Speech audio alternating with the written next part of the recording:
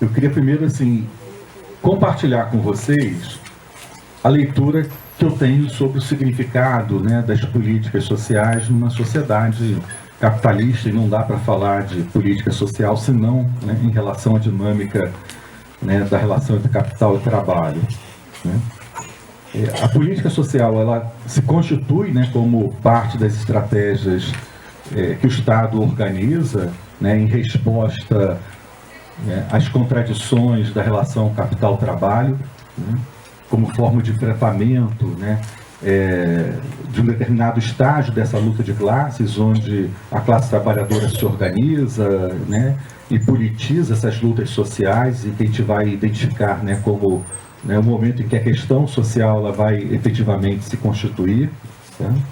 E se tornou, né, do ponto de vista da dinâmica dessa sociedade, sobretudo, né, na fase monopólica do capital, né, numa mediação importante para o acesso, né, da classe trabalhadora, né, nas suas diferentes frações, né, mas também do conjunto de outras frações, né, das classes dirigentes, de acesso, né, a um conjunto de direitos sociais. Então ela tem uma dimensão contraditória, na medida em que o seu significado, sua função, né, na reprodução do modo de produção capitalista, né, é assegurar, né, dentro de determinados campos, as condições necessárias para a própria reprodução ampliada do capital, né? Mas se tornou também, em função da luta de classes e também, né, ter se constituído como, né, pauta da agenda de luta da classe trabalhadora, numa forma concreta e objetiva, né, da classe trabalhadora como um todo e de suas frações acessarem um conjunto de direitos sociais, né? Então essa dimensão ela é importante, né, porque ao mesmo tempo, né, que ela tem uma dimensão objetiva, prática, concreta na dinâmica da luta, né, de diferentes segmentos sociais, ela não pode ser considerada de modo algum o horizonte dessa luta.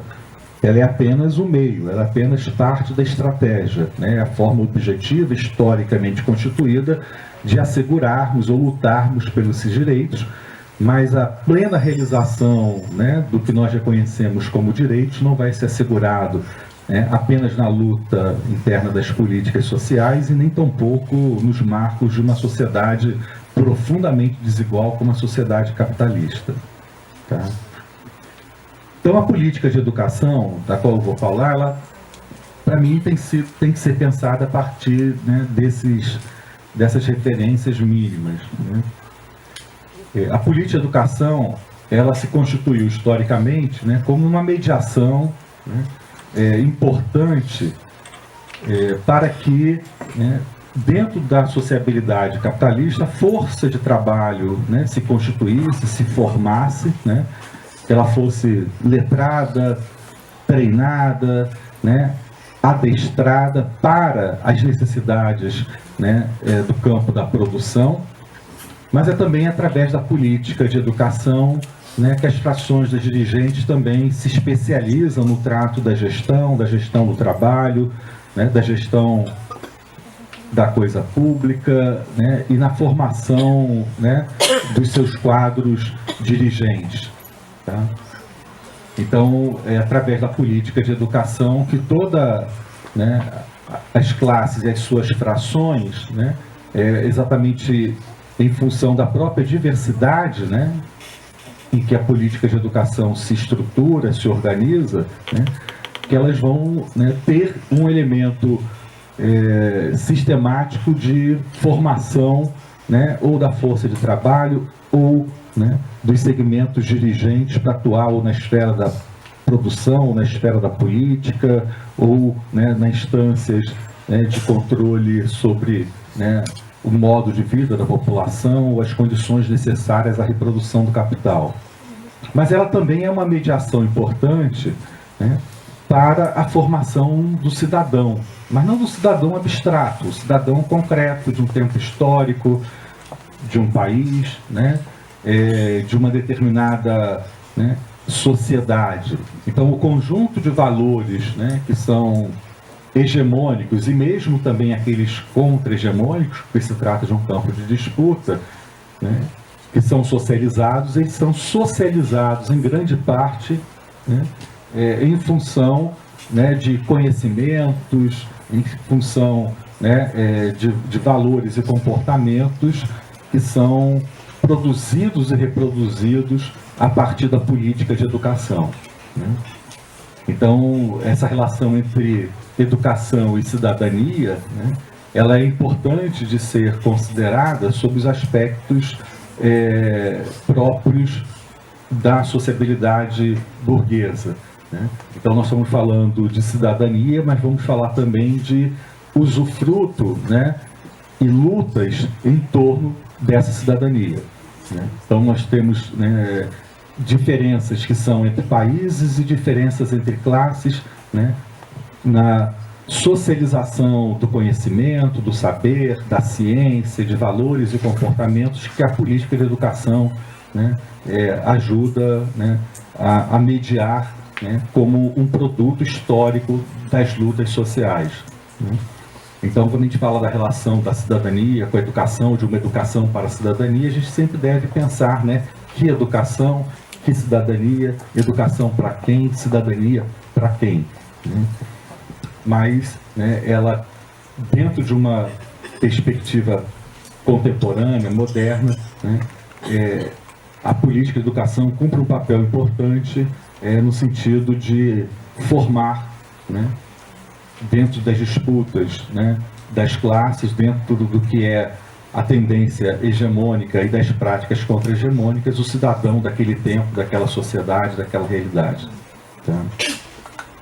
Bem, então, quando nós falamos de política de educação, nós estamos falando de tendências, né, de práticas, de saberes, de estrutura, de organizações que cumprem uma função numa sociedade desigual, né, numa sociedade, né, em que a ação do Estado tem como função primordial assegurar as condições de reprodução do capital, mas que se tornou historicamente também um campo de luta, né, por parte da classe trabalhadora e das suas diferentes frações. Então a dimensão contraditória está nesse aspecto, tá? E aqui eu faço uma recomendação, né, para compreensão de quando nós falamos de contradição, nós não estamos falando de pizza, né? Metade calabresa, metade mussarela, né? A contradição não é meio a meio, né? A contradição, né, ela implica a luta, né? E o que a realidade mostra é que nessa luta nós temos algumas conquistas, né? Mas nós estamos, né, em boa parte dessa luta perdendo, né, e apanhando feio, né, sobretudo na conjuntura atual, tá? Porque senão a gente cria também, né, elementos, vamos supor, idealizados, né, da educação, do seu significado, né, da própria cidadania, dos próprios direitos, né? Então, quando nós estamos falando de educação, cidadania, direitos e política, nós estamos falando o tempo todo de lutas cotidianas, de movimento e de processo, tá? E por ser resultado de lutas, por ser dinâmico e por ser processo, nós temos, né, alguns avanços, mas também temos muitos recuos, né? E essa tem sido a história, né, da própria política de educação e de outras políticas sociais. Então é um campo de luta mobilizado, né, por sujeitos coletivos, partidos, movimentos sociais. É um campo que forma intelectuais para atuar em diferentes instâncias da vida social, né? Nós somos expressão disso, né? Somos intelectuais formados no campo da educação superior para atuar, né, nas estratégias de controle ideológico sobre os modos de vida da população, né? É uma política que tem uma mediação importante com a cultura, e aí eu não estou falando com a cultura enquanto política, eu estou falando enquanto dimensão da vida social, né? Porque o acesso ao letramento, o acesso à linguagem, à comunicação, ao raciocínio lógico, o acesso a elementos de elaboração do pensamento abstrato é fundamental, né, na nossa sociedade para a constituição da visão de mundo de uma forma mais autônoma. Então, as frações de classe, embora não elaborem, né, a sua visão de mundo mediado apenas pela educação escolarizada, né, elas disputam a educação escolarizada como forma de acelerar e agilizar esse processo. Isso é importante que se diga, né? Então, é muito mais difícil, não impossível, mas se torna mais difícil, né, você elaborar essa visão de mundo se você não partir de um acervo intelectual, cultural, né, de valores ou de conhecimento, né, próprios do seu tempo, né? Então, isso é a importância, né, da relação entre a política, a educação e a cultura. Ela se torna, né, ao longo da história, também um campo, né, ocupado, instituído, né, de determinados intelectuais, né? Você tem os especialistas dessa área, né? Então, quando você pega, por exemplo, né, uma leitura de parâmetros, né, da base comum curricular, você vai ver ali que tem, né, o diálogo entre diferentes especialistas da educação infantil, né, da literatura, da matemática, da física, né, de todos os campos de conhecimento, né, que não estão distanciados da dinâmica da luta de classe, mas guardam alguma relativa autonomia, né? São os especialistas que acabam discutindo, né, o que da produção de conhecimento naquele campo deve ser acessado e por quem e quando. Então isso é importante, isso é uma produção social. Então a constituição do campo da educação é algo que deve ser também considerado como objeto de interesse da ação profissional dos assistentes sociais, até porque nossa inserção na política ela é determinada por uma lógica de organização interna dessa política, por níveis e modalidades. Então, se você vai atuar no campo da educação infantil, ou vai atuar no campo da educação superior, ou vai atuar no campo da educação profissional tecnológica, não é que você tenha que dominar todos os conhecimentos específicos de cada um desses níveis e modalidades, mas entender que o conhecimento específico definido em cada nível e modalidade é resultado de uma luta social mediada pelo campo dos especialistas. Eles estão envolvidos nessa luta, né? Então, o que eu vou ensinar? O que eu vou aprender, né? Então, eu estava falando, né, do decreto, né, de agora há pouco, né? Então, quando você muda uma modalidade, você está mudando também o alcance de determinadas formas de conteúdo, né? Então, né, o que se aprende, né? Qual é o conteúdo, o que está na sala de aula, como é dado, também passa por essa mediação dos chamados campos dos especialistas, né? A estrutura, né, e as organizações que são fundamentais em qualquer política. E aí nós temos historicamente uma diferenciação clássica da política de educação em relação às outras políticas nas quais nós temos uma trajetória mais consolidada, como a saúde, como a assistência, né? Ela não se organiza por níveis de complexidade, né? Embora ela tenha, né, seja a política mais antiga a trabalhar com a noção de sistema. O sistema educacional não tem nada a ver com o sistema de saúde, com o sistema de assistência social, a lógica é diferenciada, tá? Na verdade, o sistema na educação são 3 sistemas articulados, é o municipal, o estadual, né, e o federal, tá? E como política, né, como qualquer política, ela se realiza na prática concreta de sujeitos, tá? Então, a política não é a legislação. A própria legislação, ela pode regulamentar a política, mas ela também é componente da luta no interior da política, né? E essa política ela vai se materializar no cotidiano com todas essas contradições. É na prática concreta dos estudantes, dos professores, né, dos servidores técnicos administrativos que essa política se objetiva, inclusive na nossa prática, nossa ação profissional. Então a nossa ação profissional ela é um componente assim, fundamental no entendimento de certas particularidades, né, que hoje estão presentes no campo da política de educação, e é o que eu vou falar mais adiante, tá? Bem, mas para não falar da política de educação de um modo, né, tão geral, vamos pensar o que significa, qual é a função da política de educação, não só no contexto de uma sociedade capitalista, mas pensar isso na realidade brasileira, né? Qual é o significado da política de educação num país de capitalismo periférico e dependente, tá? Nós não vivemos, como os países europeus, né, processos de acumulação primitiva, classicalizados na educação pública nos países de capitalismo central, mas que não encontravam ancoramento na realidade brasileira. né? A educação não era reconhecida como um direito de cidadania, porque, na verdade, a experiência da cidadania no Brasil estava vinculado, né, a segmentos muito restritos ligados ao setor agroexportador, né? Eram trabalhadores do transporte, trabalhadores vinculados à exportação, trabalhadores vinculados, né, a uma infraestrutura urbana ainda ínfima, né, e um recente processo de industrialização, né? Então, para que falar de uma educação, né, básica, elementar, né, como se chamava na época, para o conjunto da sociedade, que mal estava integrado ao processo produtivo?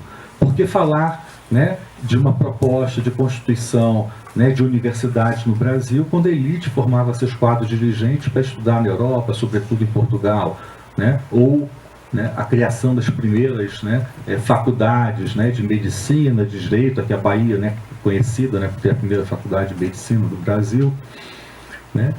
Quando, na verdade, você não tem isso posto como necessidade do Estado, né, assegurar a reprodução da força de trabalho. Parte daquela força de trabalho, né, que foi deixada à sua própria sorte na transição do trabalho escravo para o trabalho assalariado, não contou com nenhum suporte da ação do Estado, né? É só quando os traços, né, da fase monopolista do capital, né, eles começam a interferir, a determinar modos de organização e refuncionalização do Estado no Brasil, é que a educação começa a ganhar um estatuto diferenciado e começa a ter uma preocupação de tentar universalizar o acesso à educação, né?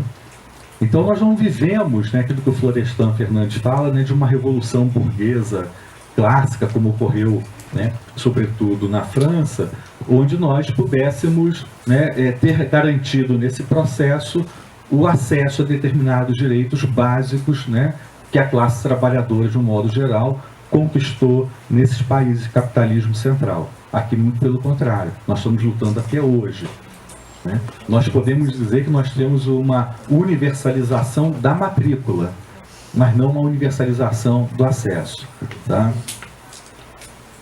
Bem, então isso vai ser um componente marcante na organização da política de educação no Brasil. E não dá para pensar, né, a política de educação sem aquelas funções, né, que eu apontei inicialmente, né, o significado dela, né, para o processo de instrução e formação, né, da classe trabalhadora, né, e aí pensar, né, sobretudo a tendência que é própria do capitalismo e que aqui nós ainda não experimentamos plenamente, de uma universalização da educação básica como condição, né, de formação geral da população, sobretudo para o trabalho simples, né, o trabalho que não exige grande complexidade. Essa é a função, né, clássica da universalização do acesso à educação, né, e ao mesmo tempo formar não só, né, minimamente, né, do ponto de vista técnico, essa força de trabalho, mas também que ela incorpore os valores necessários à sociabilidade burguesa, né, quer dizer, formar o cidadão, tá? Então, nesse sentido, esse processo, ele não se encontra desvinculado daquilo que é o motor da sociedade capitalista. E nós estamos falando da sociedade capitalista, né? Nós não estamos falando de uma outra sociedade, não estamos em Marte, estamos na Terra, né? Então, nesse sentido, a produção, né, social da riqueza, ela só tem um elemento de sustentação, que é o trabalho, né? É o trabalhador que produz a riqueza. Tudo que nós temos aqui nessa sala, tudo que temos aqui é resultado do trabalho humano. E é resultado do trabalho humano explorado. Ou seja, de trabalhadores, né, que trabalharam no mínimo 8 horas diárias, receberam apenas o seu salário correspondente à metade, a outra metade apropriada na forma da riqueza. Não tem outra forma de produção de riqueza. E essa riqueza que é produzida, né, socialmente desse modo, ela é apropriada de forma privada e concentrada, tá? Mesmo, né, os trabalhadores que estão aqui, né, acredito que talvez possa ter um ou dois que trabalhem na esfera empresarial, a maioria talvez ou no setor público ou nas organizações não governamentais, mesmo o nosso salário, né, o financiamento do instituto, né, o fundo público que vai bancar, né, a infraestrutura, o acesso dos estudantes, tudo isso, né, toda essa riqueza, ela é originária do mesmo lugar, da exploração do trabalho humano, né?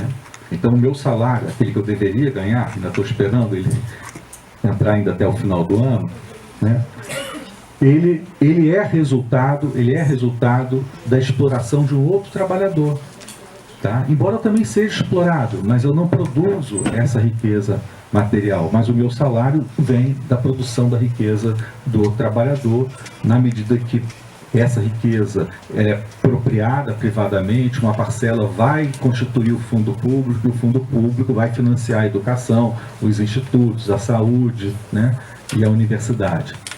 Então nós precisamos compreender isso, porque para que isso funcione, né, eu tenho que formar um determinado tipo de cidadão.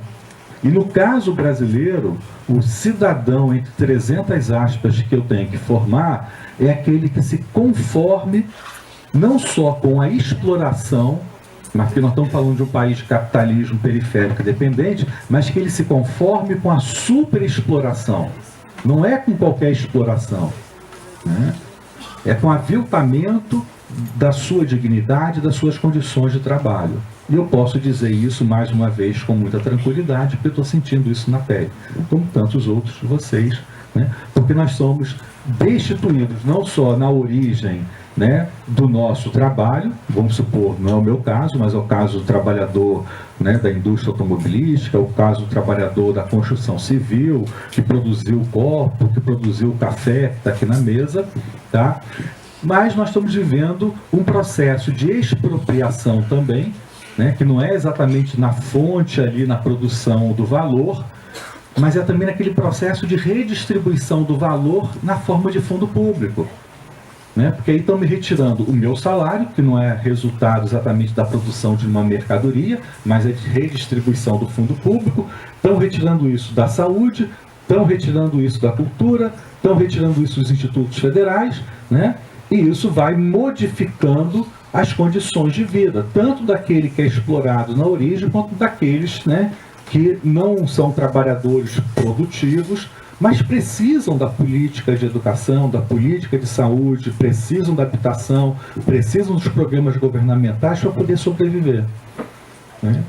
Então, a educação nesses tempos tem que ser uma educação que contribua para uma certa hegemonia, para um certo conformismo, né, diante dessa nova condição de exploração e expropriação que estamos vivendo. Então, aquela função da educação, né, de formar o cidadão, tem que formar um cidadão, entre 300 aspas, para esse tempo, para essa realidade, conformista a essa condição.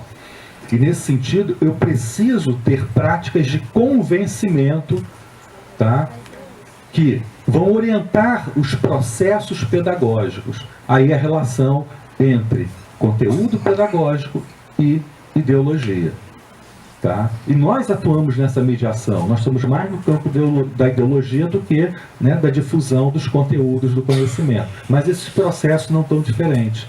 E essas ideologias vão penetrar nos processos, né, de contra-reforma da educação, da saúde, e no caso da educação, né, segundo o professor Gaudêncio Frigoto, né, nós estamos vivendo, desde o pós-guerra, né, um processo de renovação da mesma base ideológica, só que ela vai tendo nomes diferentes, né? É um processo de renovação da teoria do capital humano, né? Ou seja, de que a educação, né, ela é um investimento, né? A educação não é um patrimônio da humanidade, a educação é um investimento que o capital faz e você, incorporando a lógica do capital, tem que fazer para se manter na lógica do capital, tá? E aí a modernização dessa teoria, a sua atualização, ela vai aparecendo nos currículos, já chegou no serviço social, através, né, do paradigma da empregabilidade, né, do empreendedorismo, através da pedagogia das competências, né, que vão adentrando não só o campo educacional, Mas também hoje você encontra, por exemplo, elementos da pedagogia das competências na socioeducação, na política de assistência, nos programas de geração e renda, né? E são todos voltados para que aquela população que não consegue sobreviver da venda da sua força de trabalho, por exemplo, que é o público da assistência, né, eles possam participar de processos de capacitação e geração de renda sobre a lógica do empreendedorismo. Né? Ou seja, diante de um paradigma da empregabilidade. Né? Ou seja, ele vai ser responsável pelo seu êxito ou pelo